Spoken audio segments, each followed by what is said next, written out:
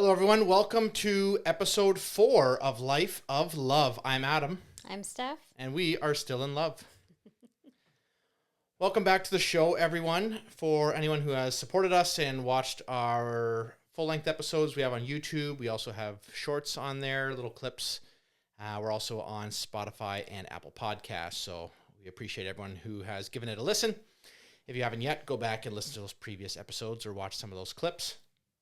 It's a great way just to hear kind of the backstory and kind of the things that we like to talk about on this show. This week, we're going to talk about love languages. Yep. We've talked a lot about, over the years, we've talked more and more about love languages and just trying to improve, like we talked on previous episodes, trying to improve upon our relationships every day, try to move that one step forward. Yeah. So there's five major... Five big ones. 5 major love languages that are out there. You just want to go over just what they are, first of all, and then we'll kind of talk about our personal ones, and then just kind of go, and then we'll do a deeper dive into each one. All right. So the 5 big love languages are words of affirmation, acts of service, gift giving or gift receiving, quality time, and physical touch. So just before the show here, there's lots of quizzes online to see kind of what your love language is. I mean, most people probably already kind of know what they are. And if you don't, take the test. Take a test if you're a couple, because it will help. So I did mine, and mine was 37% acts of service. Of course, the quiz we did wouldn't tell you the other ones without paying for it. But, acts of service was mine. Words of affirmation were mine. And of course, we've done this a couple times before, so it always bounces. I'm surprised that actually this time it was more acts of service. I've done it before, and it's pretty much you usually get like 20%, 30% for a bunch of them. So I see it's moving more in towards that acts of service. When I think back on just some of the things that have happened recently, I can see why acts of service is actually overtaking other ones. Yeah. And then words of affirmation. Yep. Do you find yourself more towards now words of affirmation, or it's always been? It's just always been. It's always been words of affirmation. Yeah. No matter how many times I take the test, or if I take some time in between tests, words of affirmation is always number 1. I already know what my number 2 and my number 3 are. What would you say your other ones are? So number 1 is words of affirmation. Number 2 is quality time. But quality time and words of affirmation are like very, very close. Like it's almost a tie between the both of them. If there was a possible to have 2 at one time, like 2 as your major ones, I would say those ones are mine. Number 3 is probably gift receiving.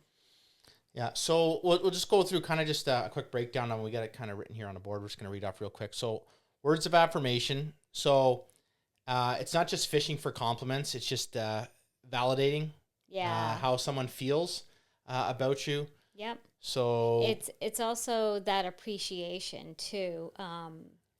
And it's just giving a compliment to the other person without them asking. If you think they look good today, tell them like you look good today, or like, oh, your hair looks really nice today, or you did your makeup well today. It's the little things like that. And it's funny because things like that, I will say it in my mind when I see you or something, right? Like, oh yeah, looking good today. But I guess, but that's just talking about that is just something you should actually say, and not being in a creepy way or. But what do I always say? Yeah, I always say, "Tell me." Yeah. Like, don't just keep it to yourself. Tell me. So it is validating. Yeah, like I guess it's more like I notice that you're putting in the work, whether you're like working out or done your makeup, dressed up for once. It's It's actually, excuse me. Well, no, just saying. Just Oh, in general, not me. Just in general, there was a video I watched of a lady this week, and she works from home. Yeah. And she did an experiment for a month where she actually dressed up like she was going into the office. And she said she couldn't believe how different she felt. That she wasn't just wearing just like tights. Oh yeah. Every day out and about, and she said like people started noticing like her coat that she was wearing because it wasn't just a hoodie or something. Yeah. So and then it became a conversation starter for her, and then she felt good about herself, and people were like, oh wow, your makeup's done really well, your hair looks really well. Yeah. She's just running errands around the property, and then her husband's like picking up like, oh wow, you're putting in effort. You're not wearing leggings again. And I mean, you get into that. You get into that mindset of just thinking about, we were talking about back a couple episodes ago how, as a stay-at-home mom and looking after the kids, right? Yeah. You don't, and you should not. I know there's you hear people that have issues, and they're like, oh, my wife stopped caring about herself and all this stuff. Or she let herself go or whatever. You have to think how much effort is she putting in towards the kids, and to helping out around the house that. You should appreciate the fact that she is putting all her effort towards whether making food. Yeah. But personally, if you want to make yourself feel good, you can go do that little bit extra work and if you look at those experiments that people are doing, that it does have an effect mentally on them. Mm-hmm. I've heard that same thing about guys as well. Is like and not even just like, because some guys will say, I just wear shorts and I still put the like a dress shirt on, but it's the same thing because you're only halfway there. I have heard other guys talk about the same thing, that when they put on like nice dress pants or whatever, and they're sitting. Also, too, it's not embarrassing if you stand up ever and walk away from. You see those things. Yeah. So that was words of affirmation. Yeah. Acts of service is another one, and it's not just about doing chores, but taking action to make life easier for the other person. Yeah. So basically chores without asking, but not necessarily the chores that you normally do. Exactly. Like I wouldn't say like I take care of, cutting the grass. If you went and cut the grass necessarily, that wouldn't necessarily, I wouldn't view that necessarily as an act of service. Like, okay, cool. Mm-hmm. But so what would you consider for me, an act of service, of service. And so, this was another quote that I heard recently, and it was, even if you don't have the energy, just do something. Like, even if you can't give it 100%. So for me, and I've had this like angry thoughts, or just like, so like, let's say I'm working all day long, and then I got some coaching calls or something that I'm doing at night, and I finish at like 10 o'clock at night, and I go upstairs and I'm like, ugh, the dish is still there. Dish is still there. And so for that split second, I'm just like, ugh. But then for me, then I go, okay, look, obviously she had a hard day and whatever, right? Or you forgot about it. The kids, who knows, right? Kids were messing around and you had to go yell at them and they just went in your room. But talking about that, if you have low energy, when you say things like, hey, I'm really burnt out right now, but I put the dishwasher's like 50% full or 90% full. I put some, I cut the kids' apples up for school. Yeah. And then, but it's like, I can't do the rest, right? And then at least for me, I'm like, okay, wow. Like even though she is lacking energy today, she still put that in. And we talked a couple episodes ago about, like, let's say, you try to always be 100% each. Like nothing should be 50-50. It's 100-100. But sometimes you are only running at 50. So I have to do my 100, which means I don't get to, enjoy myself or have that, spare time to myself or watch a show, whatever I wanted to do. I got to put in that extra 50% for you, which is, totally fine, right? We're a unit, we work together, and how you pick up certain things. And so, like, it's great. Like when I come home or something, you're like, oh yeah, laundry's already done. Even better if you're off on a Friday and you're like, yeah, washrooms are already clean. But similarly, I try when I know that you're working, let's say you're working till like 5 or 6 on a Friday, I make sure that when I come home from work after 3 or 4, get the kids, that I try to get those washrooms done for you. or just something, right? Just something to help out. That way, when I pick you up, I'm like, oh yeah, washrooms are done. We dusted, vacuum's done. Kids just finish in the basement, and away we go. That's great. So that's an acts of service. Now, like you said, like that's kind of like your second, third one, kind of. I would say acts of service is my third for sure. So there's that. Receiving gifts. I thought this was really funny when we were doing the quiz. It was like, because it kind of makes you feel like oh my god, this person's materialistic, but it's not even like that. It's not that like gift receiving, like they just get these big gifts all the time. Like that's not gift or gift receiving. One of the questions was like, do you appreciate a hug from your wife, or do you appreciate going on a vacation where you know you're going to get a special gift? Just like I had that question. I want a vacation and a special gift. No, I don't care about kissing or hugging my wife.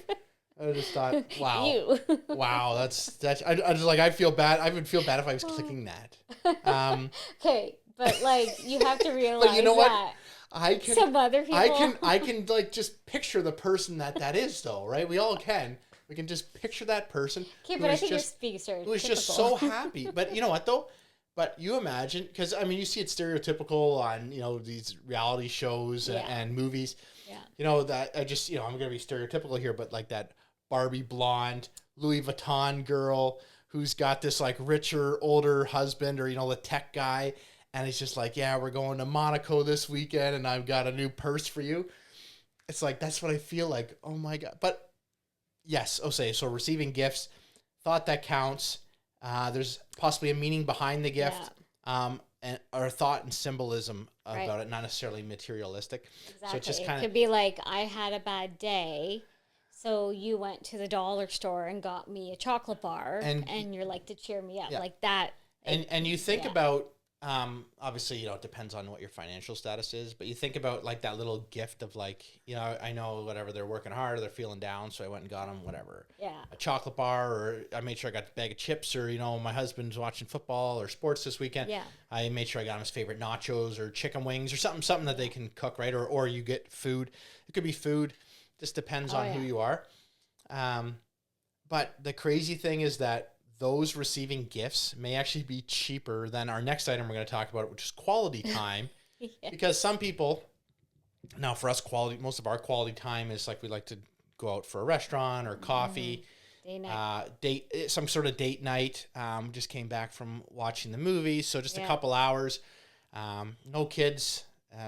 We just get to be ourselves, and you kind of. I remember just sitting there watching the movie, just thinking like it just. We grew up on like Disney movies and all this stuff. Like it's just kind of the generation that we had, where for our kids, not necessarily like they'll go see some of the big movies, but even then, their ideal of fun time or isn't necessarily going to the movies, because for us that was always a cheap thing as kids. Yeah. That for like $5-6, and even when we started dating, that was just an easy thing to do. Yep. Go to the movies. You hang out at Williams after. Yep.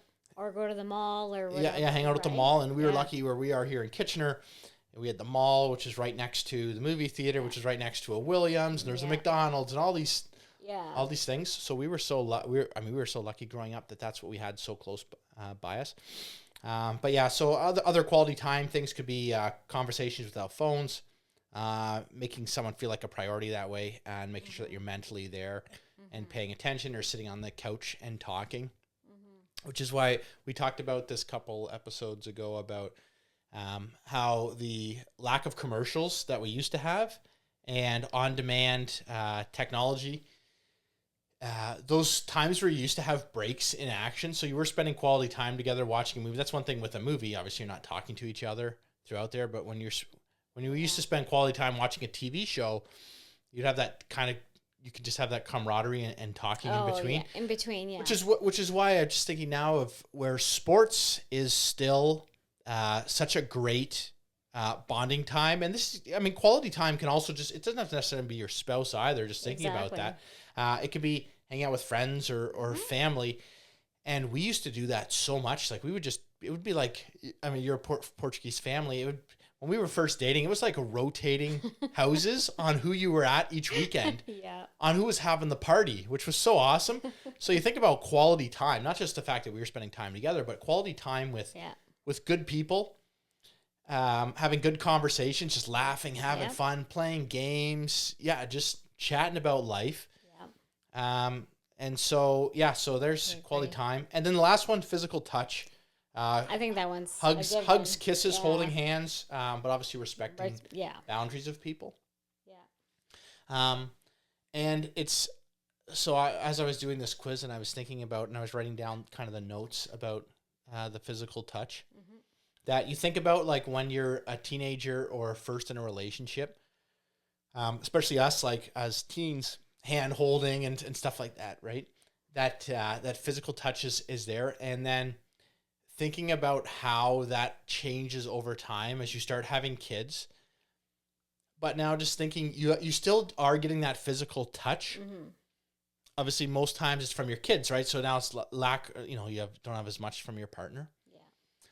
And I just wonder if people who get busy, like, I mean, we've had kids, like we got married and had a kid, within a year, or we had our kid and moved into a house and away we go.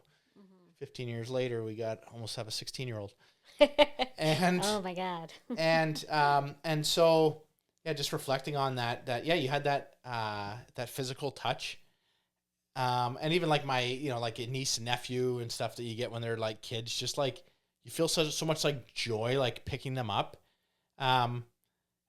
And just like, and they're like so innocent and stuff. So I just wonder if that kind of just reminds us of, when we were young and innocent, back to those times.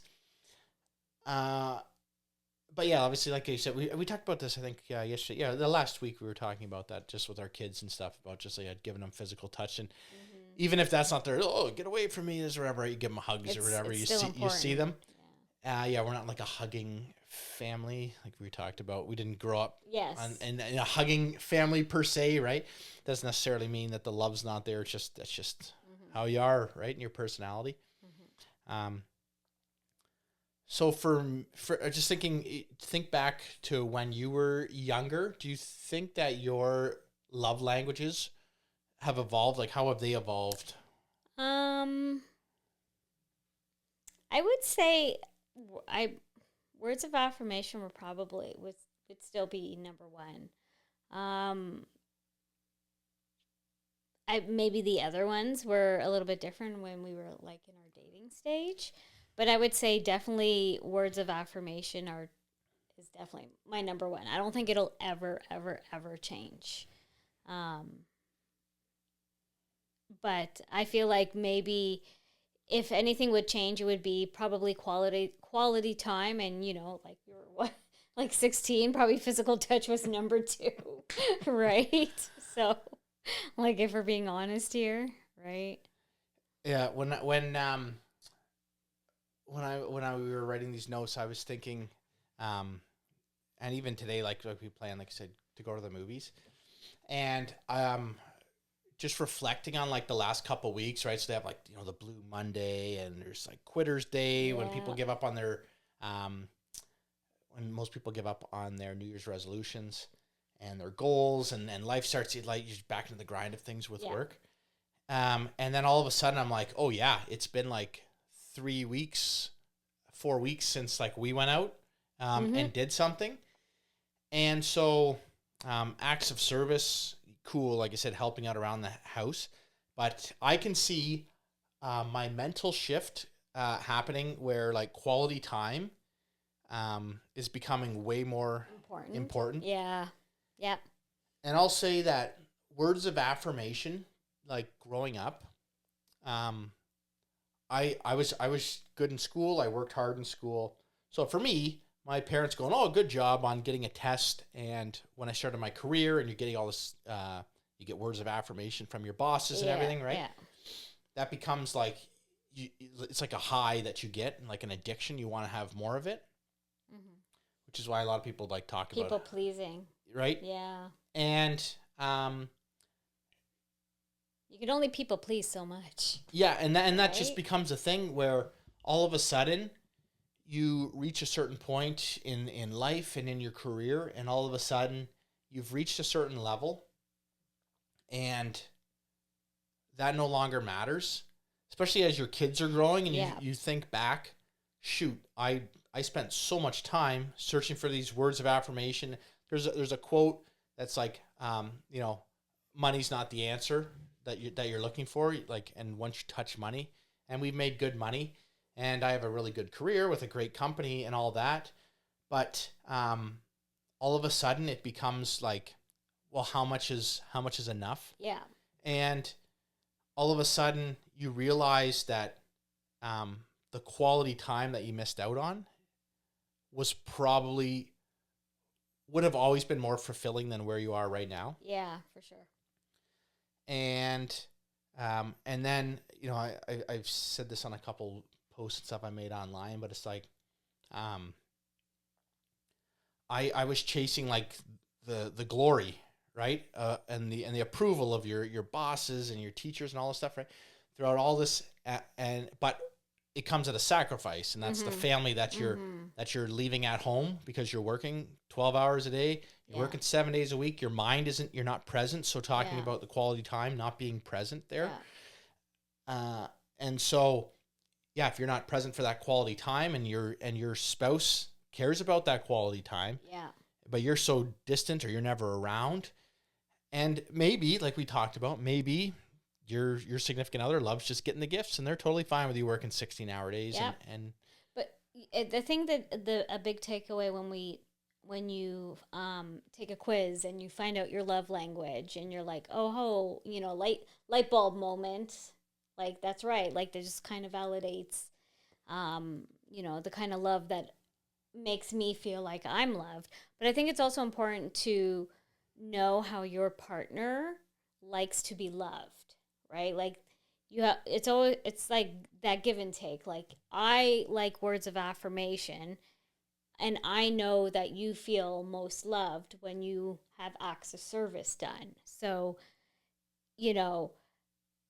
I'm gonna, go out of my way to be like, okay, let me prioritize more acts of service, because that's how he likes to receive love, right? So I think that's a big takeaway for people.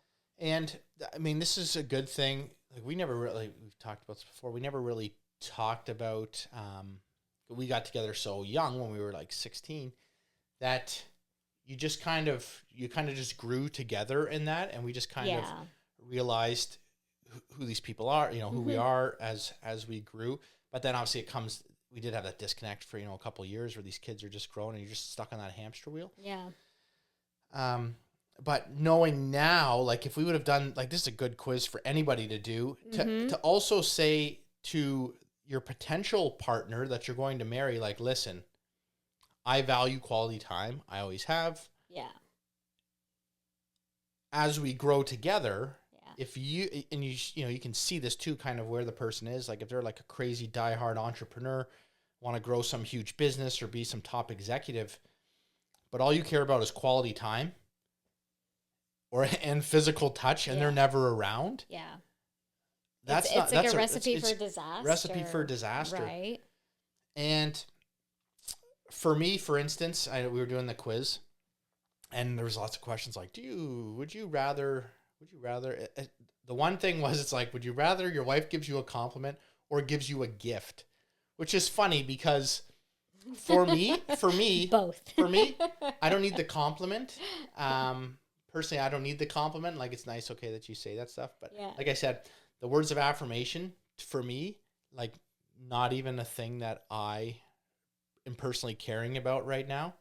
Like I said, I've realized that I searched for that for so long, and it wasn't the answer.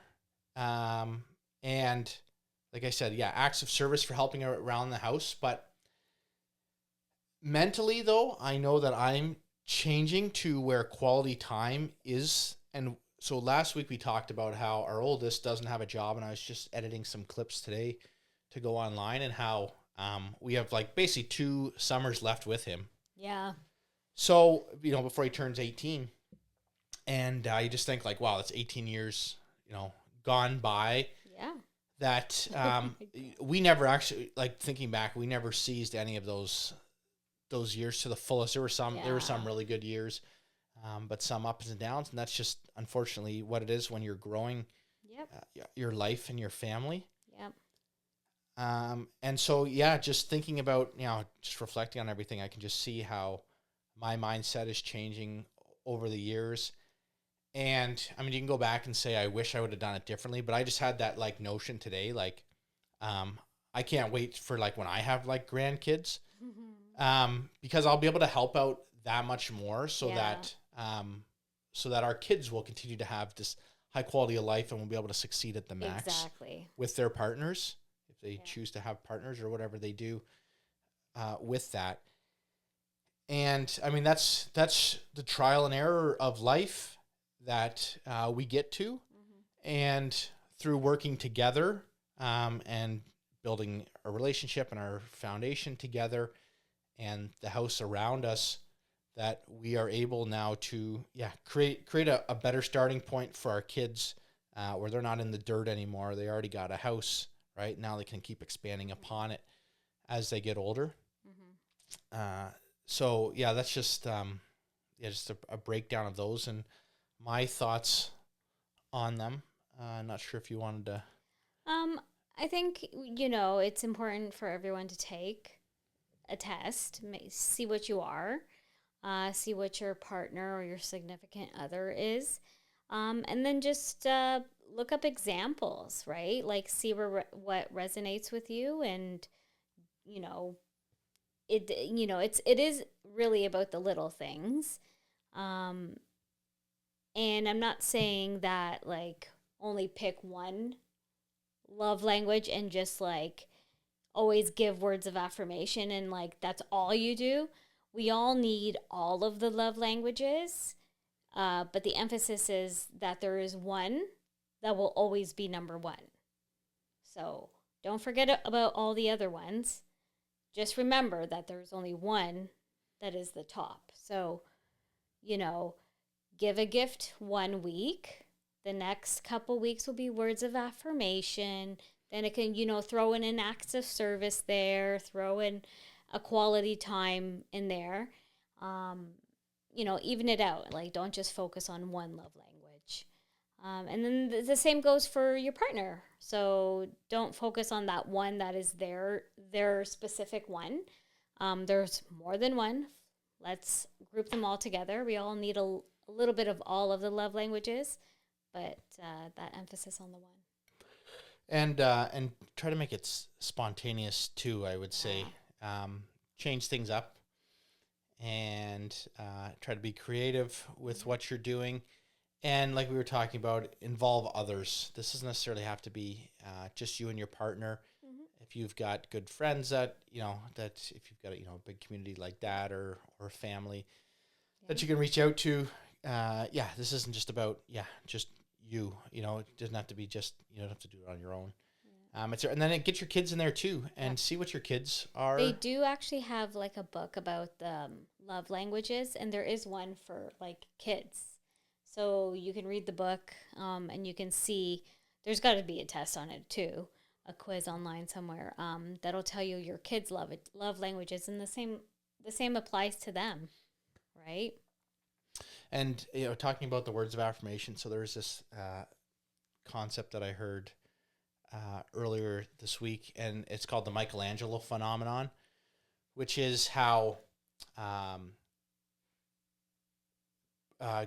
positive affirmation and words from your partner sculpt who we are. Yeah. And it was talking about how if you if your partner is very supportive of you and what you're doing, people are less likely to take a job based off of money and more likely to do something that they enjoy more, even if it's for less money. And how you just basically sculpt each other with the things you say and do, but also it's the reverse, where if you don't have that and your vibe isn't you guys aren't vibing together, where you actually will tear each other down, not even realizing it. Where you hear about those scenarios where people are like, oh, we were best friends and then we got married and it just didn't work. which is why, the just the dynamics of family have changed so much over the years, where there's a lot of people who don't get married now, but it works that way because there isn't that, maybe that certain level of pressure, something that is on there that, it just kind of pushes you over the edge. So that's just something to think about, those positive words. If somebody is somebody who needs those words of affirmation, you might not realize that you not giving those, and telling people, it's going to be okay, take that job. Don't worry about the money. Let's reduce our salaries. We talked about that when we first have kids. Can one person stay home if you reduce your living expenses and change things? We did that with our second house, bought it and had people renting, realizing that we were going to be short money if we stayed at our current house. So rented out some extra rooms and the basement out to people. And that way it just gives you that little bit of buffer and breathing room. And, our mortgage at the time was like $1,100 a month, just crazy cheap for the house. We bought the thing for like $280 and put $45,000 down or something like that. So our mortgage was so cheap on that place, which just gave us those breathing rooms. So try not to put yourself in that point as well, where you're over leveraging yourself, because people want the fancy cars and the nice life, but you're not going to have a life at all if you get that stuff too soon. You're not saving and working towards it, and then all of a sudden the stress of that, and then you put that onto your spouse, and all of a sudden you're working too much. So now you can't do the acts of service because you're never at home. You're not having quality time. You're not having physical touch. You're definitely not getting gifts. And all of a sudden, there's no words of affirmation, because when you see your partner, all you guys are doing is screaming and yelling at each other. Right. And unfortunately, that resentment is there. And unfortunately, that's the hamster wheel that we all go on. And we did the exact same thing, where we got married and bought a house and got 2 cars and went to school and got our jobs and had kids. And here we are 15 years later. Luckily, we were able to realize just the monotony that we were in. Yeah. And able to burst through that to where we are here right now, talking to dozens or hundreds of people. Some of our clips. We do have to give ourselves credit. We did work hard. It wasn't easy. It wasn't an easy road by all means. But, I will always tell people marriage is the hardest thing that you will ever do in your life, besides parenting. Yeah, and it's funny, I just got a quote here in my room that actually, it says, we can't solve problems by using the same kind of thinking we used to create them. That was Albert Einstein that said that. So if we need money, we want a bigger house, we want a bigger car, if that puts you into those situations, stop what you're doing right now, reevaluate. Sure, we've talking about that now. Like, do we need this house? I'm sitting here in my basement. There's this room that we're in is like a 12 by 12 room, which we made us an extra bedroom / toy room. I have another area over there that is 15 by like 30, and another area in this basement that's another like 15 by 12, plus a laundry room and a storage closet. And I'm just sitting there thinking, like, look at, like, we don't even need this space. And on our main floor, we've got a second living room that nobody sits in. Just a dust collector. and it's big bedrooms and all this stuff. And just think, like, man, we could live on a third of this. Yeah, and we really could. And be totally happy. The only problem is you can't sell the house and make it's just a lateral move no matter where you go, or maybe it's going to cost you more money. It's not only that. It's, the kids are currently at 3 different schools, right? So you have to wait till they're almost in high school. Not fair for the kids. And it's fine. Exactly. And obviously, we are so fortunate to work for good place of employment that pay us good. We were smart with our money and invested it and working towards, improving upon our situation together. Yes, together. Which wouldn't happen. And there's been rough spots over the last, couple years, and it's still, you get hit with something, right? Renter not paying. Now you're out thousands of dollars. Investments don't work the way you think they're supposed to be, and you thought you were going to have a lump, an extra bump in money this year. And fortunately, we have that foundation. We talked about that, where all these little, chinks in the armor don't affect us. Yeah. Because we've got a solid brick wall right behind it. And maintaining that communication and knowing what the other person needs, and knowing that, a lot of times you're putting in extra hours to get ahead a little bit, pay off some extra bill or some expense that came across, with the cars.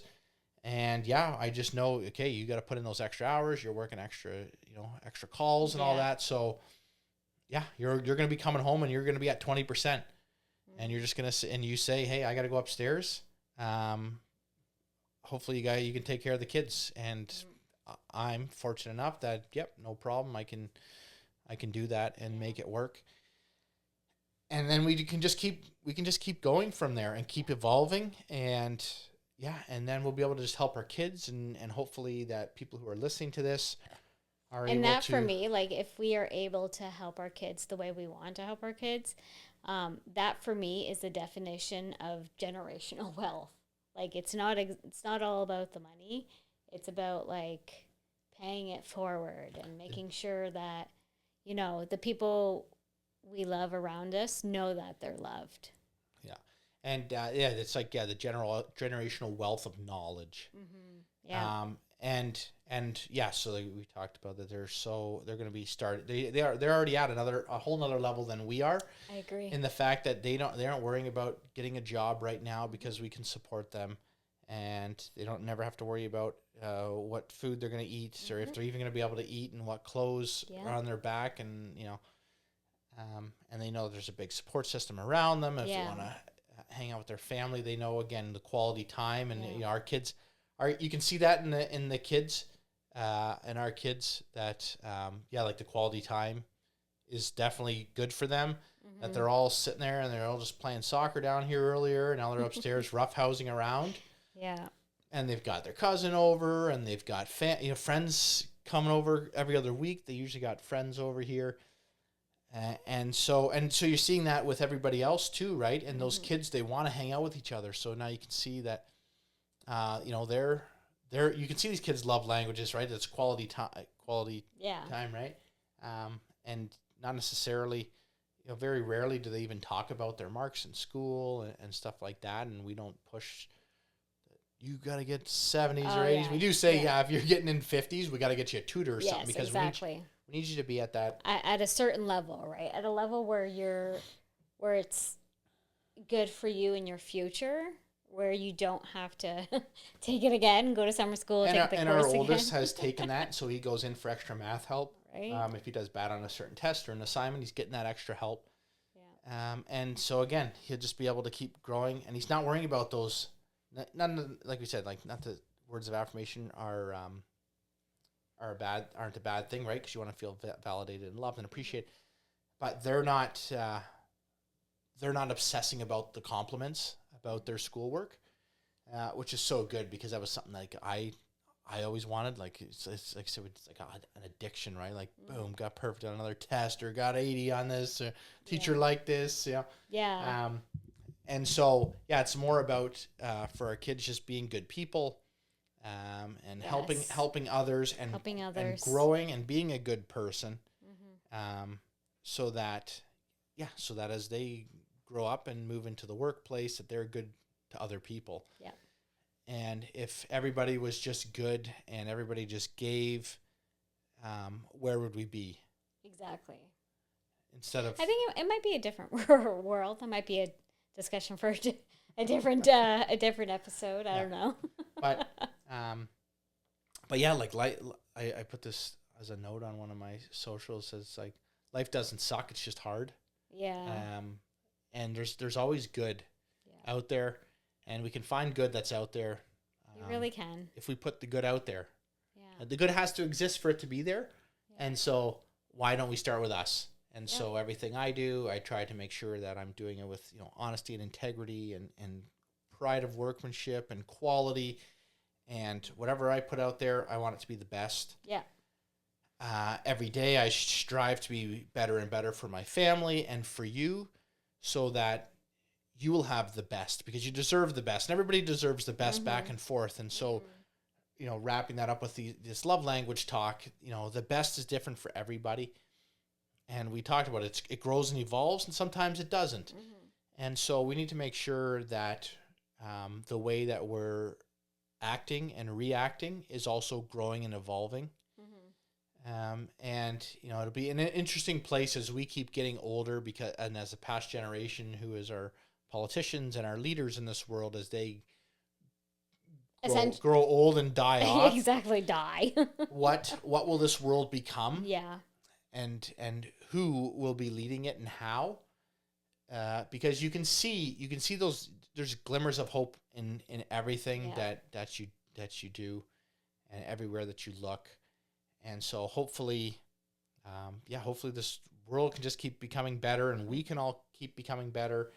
And I mean, it starts from within. Yeah. And I will keep working to keep improving upon who I am, for you, for the kids, for the people around me, for the people listening. Ditto. Yeah. Because we all deserve it. I agree. and if we just put in that little bit of effort, and we understand what someone else needs and how they need it, this will just be becoming a better place for everybody. Yep, I agree. So with that, I think we'll sign off for this week. Make sure you guys are checking us out. YouTube, Spotify, and Apple Podcasts. We're out there. This is episode 4. We hope you guys enjoyed it. We hope you guys take that love language quiz. Yeah. Let us know, what you come across.